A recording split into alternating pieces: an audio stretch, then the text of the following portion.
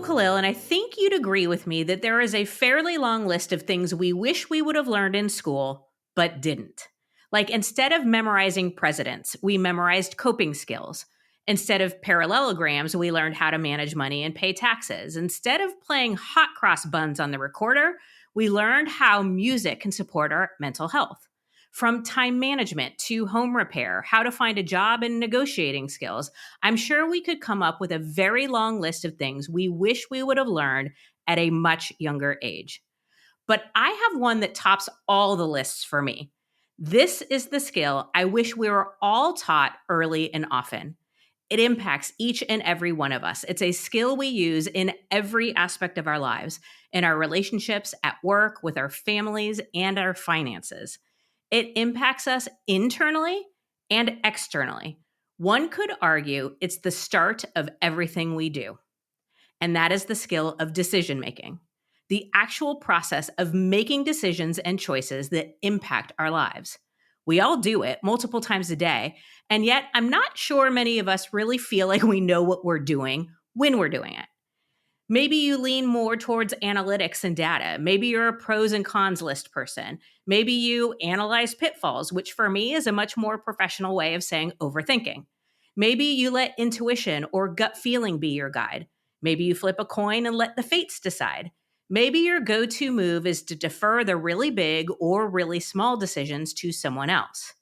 You might naturally be more of a risk taker, or you might naturally be more risk averse. You might think out loud, you might go internal. There are lots of ways we can and do make decisions, but here's the real question. Is how you're making decisions working for you? And is there a better way? On this episode of This Is Woman's Work, we're going to get that lesson I believe we all will benefit from. We're going to learn the how of making decisions. And not just little inconsequential ones, but the big life-changing and life-defining decisions with the help of Abby Davisson. Abby has dedicated her career to helping others achieve their goals, first as a social innovation leader and now as an author and entrepreneur.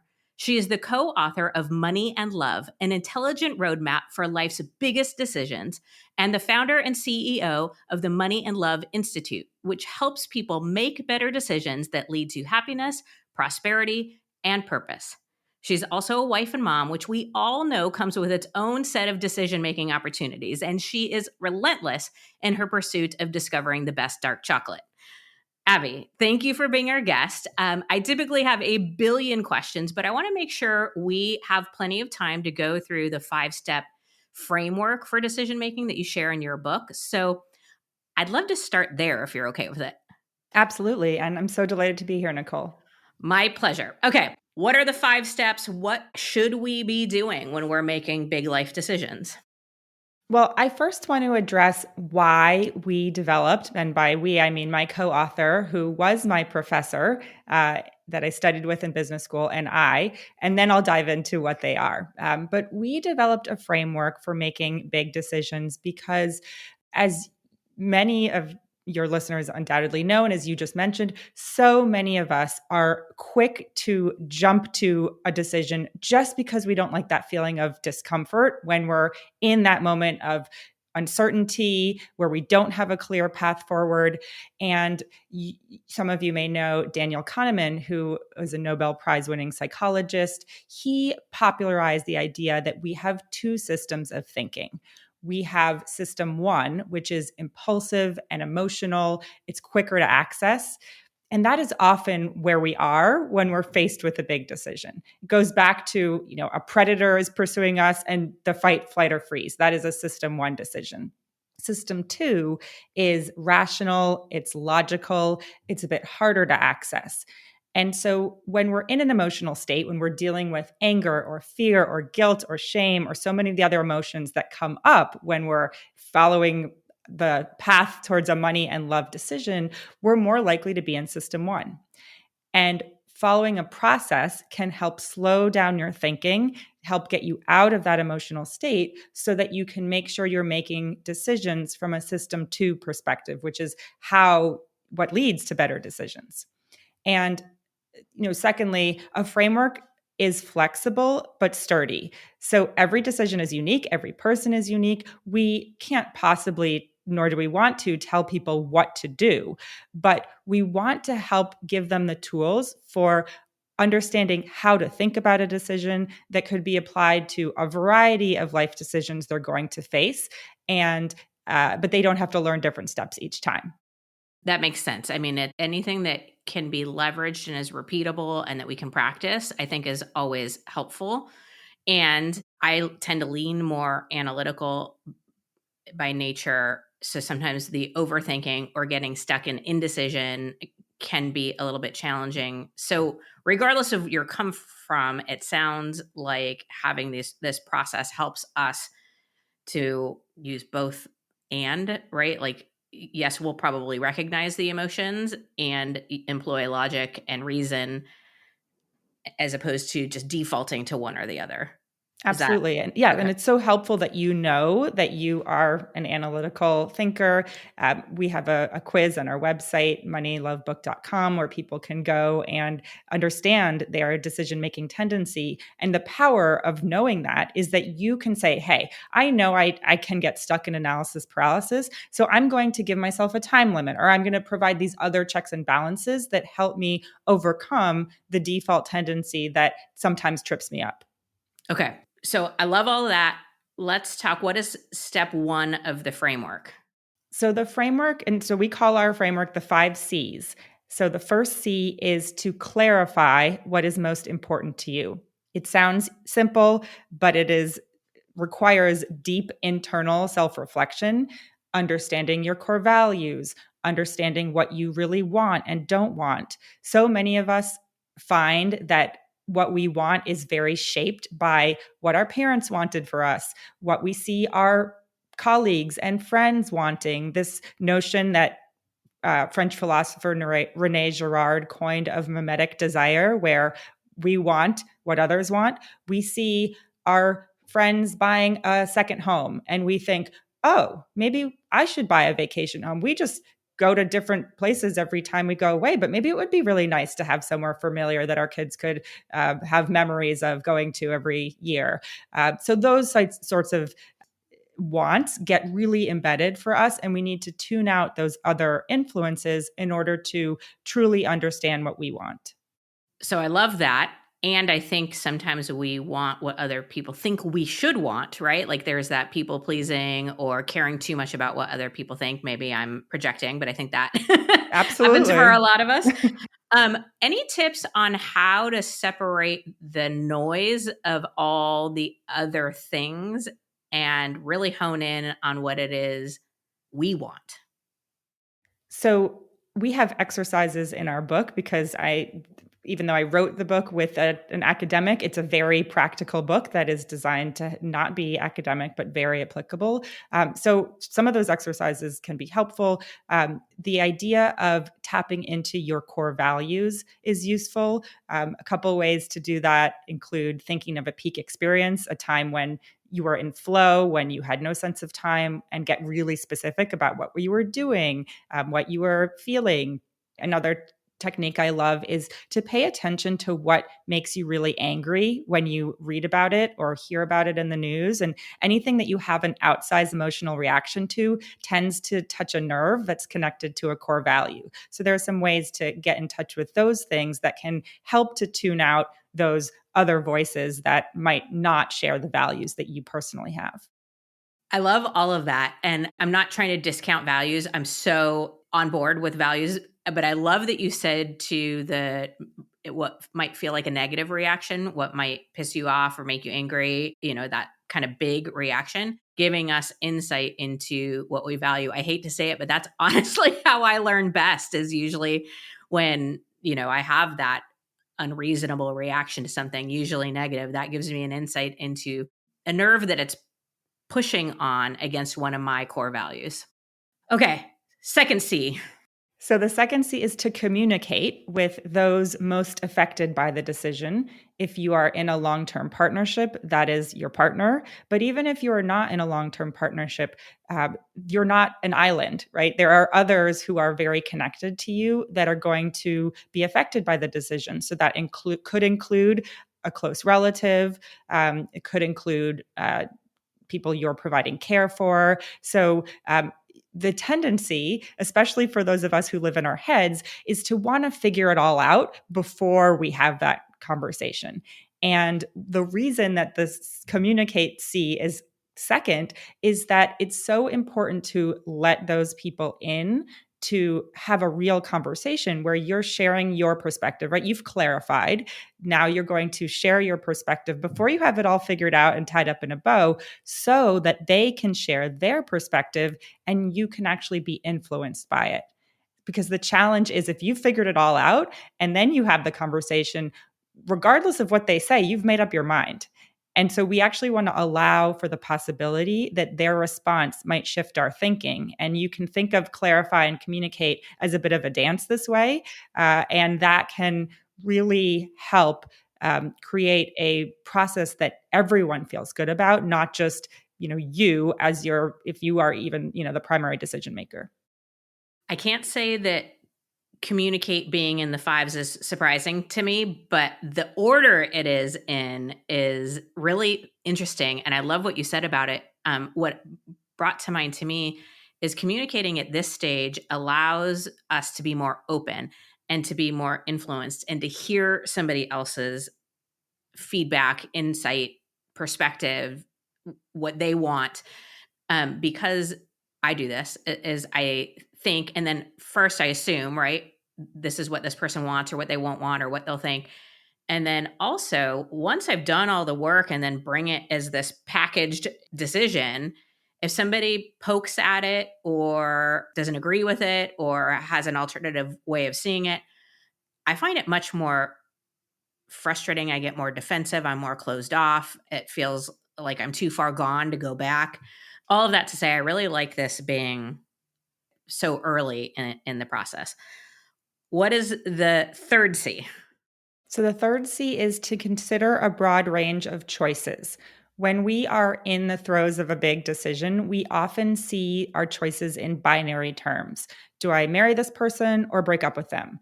Do I go for the promotion or quit my job? Right? So there's the extremes. The truth is, there are any number of options in between those extremes that are more likely to get at what you want. So, the idea of broadening your consideration set is a way to get to a better decision. The choices C actually goes well with the fourth C, which is check in with trusted resources. So, in the beginning, you're really getting the inside view of your own mind, your deepest desires, bringing in the people, the person or the people who are very close to you. You're now starting to get the outside view because we are not the most unbiased, objective people when it comes to our own lives. So, there may be creative choices we haven't considered just because we can't see them. And that's where starting to go to other people whose opinions you admire and trust and who have some of the things that you're hoping to get through making this decision or maybe have made that decision themselves in the past, they can start to help you broaden your set of choices or maybe eliminate some of them because of their own experience. Okay, you are so right because we do the this or that. We do get binary, and I think we also, because of our, I don't know, way we've our pattern, our way of making decisions, the way we've done it our whole lives, it limits the options and even our thinking about the options so much. Is there any value to reaching out to people who either have different experiences, different perspectives, or different ways of making decisions at this stage?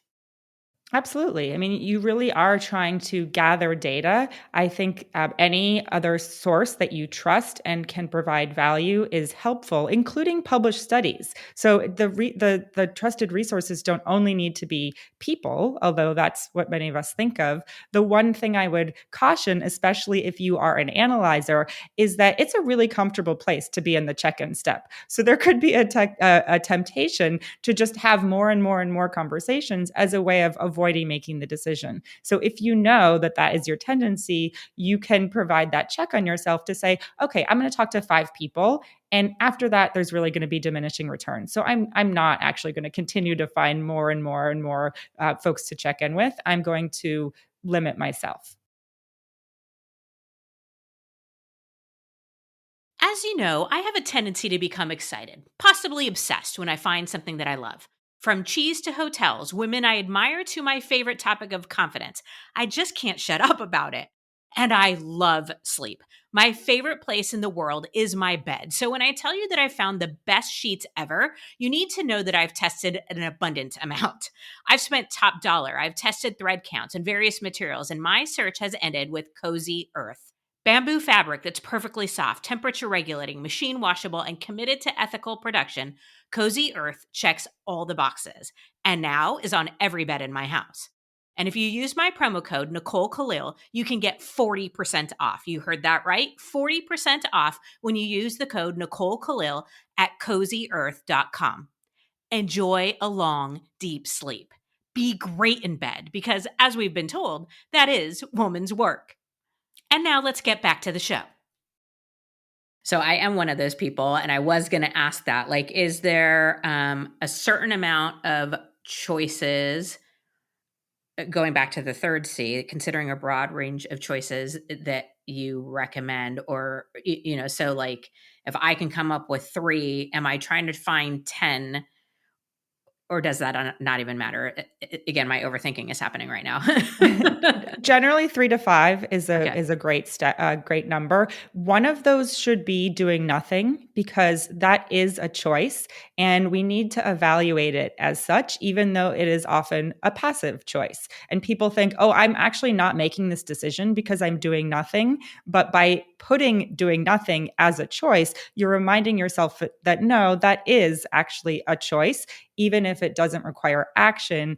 And there are going to be, we're getting to the fifth C, consequences of doing nothing that you should acknowledge and be aware of as you're making that choice.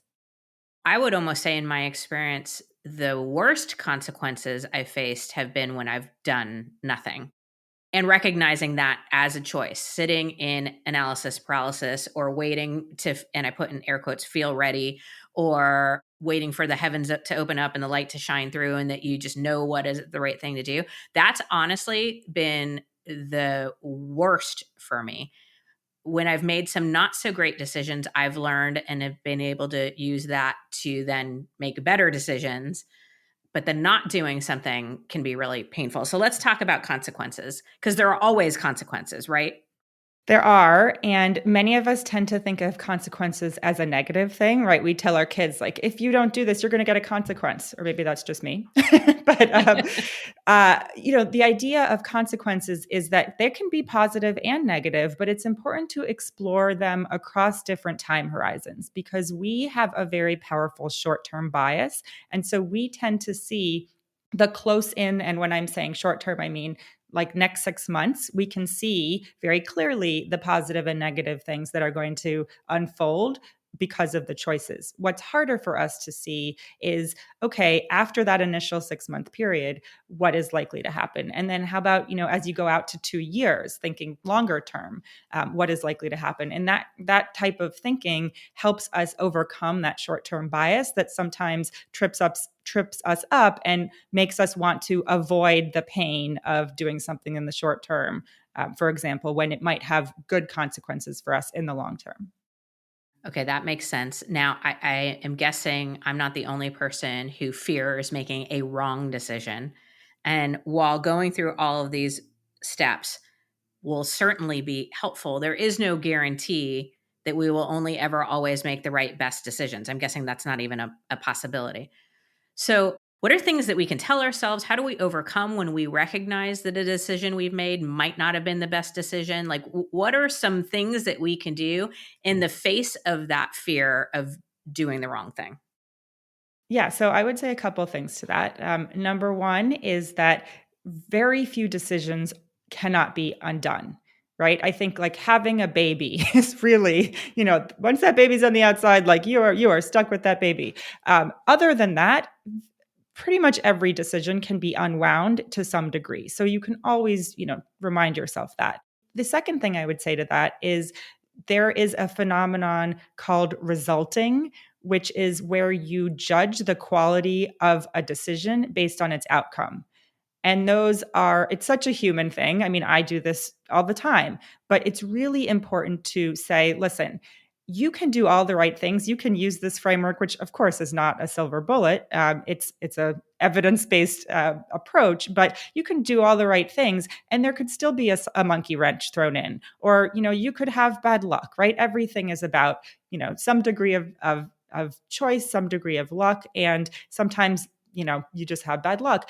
And so it's important to say, hey, I made the best decision based on the information I had at the time. I went through a process that I feel good about, and I'm not going to judge the quality of the decision by the results. I can feel unhappy about the results. I can be pissed about the results, but I shouldn't blame myself or second guess my decision because of the outcome. That is, I personally needed to hear you say that. I think we're taught a lot that if we do the right things, if we work hard, if we, follow the steps, then the outcome will be good. And as much as it would be nice to believe that, it hasn't been my experience. I can look back on some decisions that I know I made the absolute best decision I could with the information, resources, and experience that I had at the time that I made it. And now, with the benefit of hindsight, can look back and be like, knowing what I know today, but I didn't know what I know today. We can get really tripped up on the outcomes and the results and use that as the barometer as opposed to the process or the feeling or the sense of pride we had when we made the decision.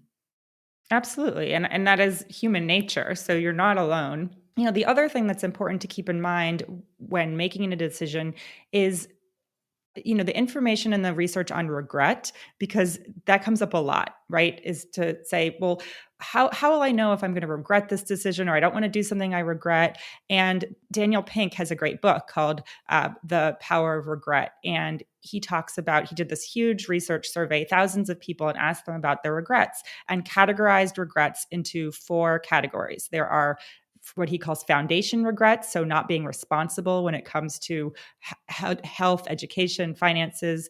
There are boldness regrets, not taking a chance or a risk that could lead to growth.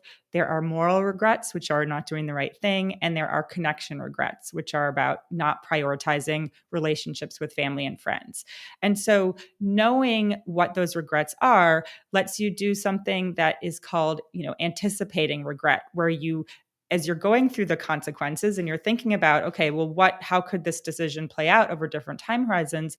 You can say, wait, is this likely to lead to a regret? Is there an opportunity I'm not taking advantage of here? Or is there something that, based on this research, I know I'm not going to get to do? And really, people regret the risk they didn't take more than the risk that they did, even if that risk led to an outcome that wasn't ideal. And so that research can be helpful in knowing, especially as we get older, we have more of those boldness regrets because we're wired for stability and security. And so, I pushed myself in terms of taking some bigger risks by saying, I'm going to regret not doing this. Well said. And again, something I think we all benefit from hearing. And I just have one last question. This is something you teach and you obviously see a lot. So what's the one thing you wish people knew about making big life decisions that they might not know? That the decisions you make in your professional life, your career life, are intimately connected to your personal life. They're going to have a consequence for your personal life and vice versa. And we're so often taught to make these decisions in silos and to think about career decisions, financial decisions with our heads, and to think about relationship decisions with our hearts. But that is absolutely not the right way to think about those decisions. They're inextricably linked. And so you need to think about the consequences for both in order to make a more holistic, informed, and better decision. Abby, thank you. I started out our conversation by saying you'd teach us the how, and I feel like you more than delivered on that. So thank you, thank you, thank you. For our listeners, you can find Abby Davisson on LinkedIn. And she mentioned this quiz already, but go to moneylovebook.com/quiz to find the decision making style quiz so you can figure out what your lean is and how the 5 C's framework might be helpful to you. Again, Abby, thank you so much. Thanks so much. Loved our conversation, Nicole. Me too. Okay, I can't possibly end this episode without sharing one of my favorite memes about decision making, and it goes like this. The road of life is paved with flat squirrels who couldn't make a decision. Yes, sometimes a pause is helpful, and sometimes we really do need time to think about it. But at some point, and I'm guessing for many of us, that point is much sooner than we think, we must decide because we cannot make progress. We don't get closer to what matters without making decisions. And for the big ones, the ones that have really mattered most in my life, I will tell you that they've always come with a combination of excitement and fear, with desire and doubt. I have never once made a meaningful or important decision from a place of feeling 100% ready. In fact, with all of my best decisions, I expect fear and doubt to be present, not as a sign that I shouldn't do it, but as a sign that I'm up to something big, something that matters. So I ask you, what is it that you really want? Clarify. Ask yourself what's most important. Communicate with those who are affected. Consider a broad range of choices. Check in with trusted resources and evaluate the consequences, short-term, long-term, positive, and negative. Because no matter what, making good decisions for you and toward what matters and recovering from the not so great decisions, well, all of that is woman's work.